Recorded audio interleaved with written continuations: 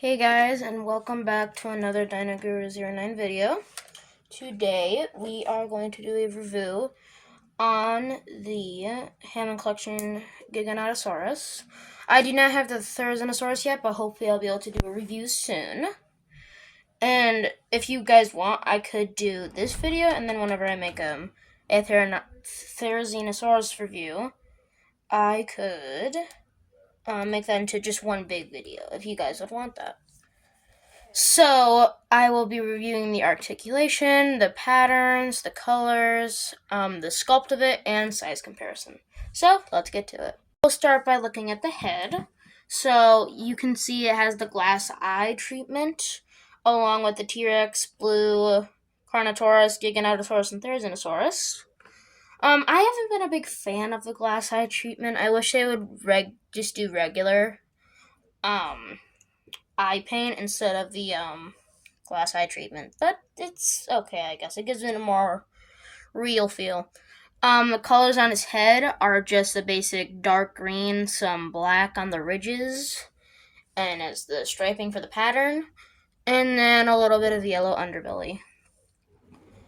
The teeth are nicely sculpted, same with, like, say, Carnotaurus, T-Rex, Blue, stuff like that.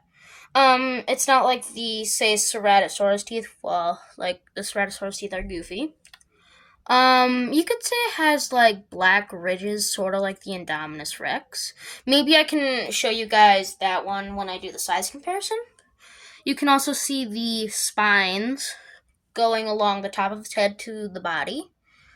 And if you look closely, you can see scars right there. And then, yeah. So now we'll move on to the mouth. So the mouth, as you can see, it does have the same treatment as the Hammond collection T-Rex. It also has a posable tongue, which is just pink. It can go in the middle, it can go below, and I think it can, no, it only goes to the middle and the top. You can sort of see a little bit of the back.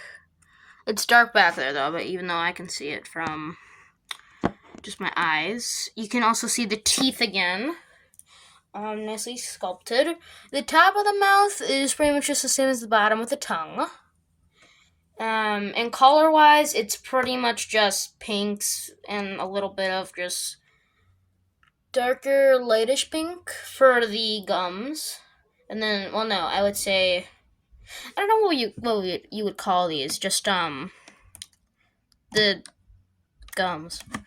And then, yeah, the tongue and the bottom and the top of the mouth are just the same color. Well, the tongue is sort of closer to the gums, and then you have the bottom and the top, which is just pretty much a simple pink color. And now we will move on to the neck. With the neck, it is starting to implement scoots into the neck that will go along into the back and the tail. It has the same color paint as the head. Green, black, and yellow. And then we can also see the spikes continue to go along the back. And now we will look at the arms. So the arms have the same color paint as the head, except for the black, but it has the green and the yellow. The claws are nicely sculpted. You can also see, like, the ridges that go along the fingers, as well as the scaling, same with the head and the neck. And then later on, I will show you the articulation of the arms, and now we will move on to the body. The body continues the pattern, well, in pattern and colors of the head and neck, not really the arms, though. We can see the spikes are now really starting to, you could say, increase in size, and then they get smaller as we go along to the tail. What I do notice is that we can still see the scoots going along, and then we have more pattern on the top of the leg, and now we will move on to the legs. The legs in colorization are the same pretty much as the arms. You can see it just abruptly stops at the top of the leg, and then it just goes back to the normal color of the arms. And then the feet are nicely painted along with the ridges. Then we can see right here the dew claws are painted as well as the other one. And now we will go on to the tail. We can see the spikes continuing, but they're getting much more smaller. The scoots continue, and the pattern is pretty much the same. And then we can see when it gets to the tip of the tail and the second segment of the tail, it starts to get a little lighter, sort of like with just the basic giganotosaurus from the tail. And then we can also see the spikes abruptly end around the tip of the tail. The pattern still goes, and the scoots also end. And now we will move on to articulation. So the articulation in the head and neck is pretty simple. It's mostly like with every other Hammond collection carnivore, you could say. The mouth moves up, gives it sort of a weird pose, you could say. And then it also...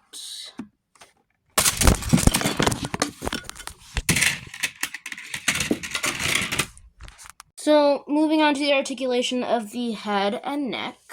So the mouth can move up about that far. And then it can, then we can do the bottom one. And then that moves around there, giving it a more roaring pose. And that's how far it can go as well. Like I said before, the tongue can go that, and then that.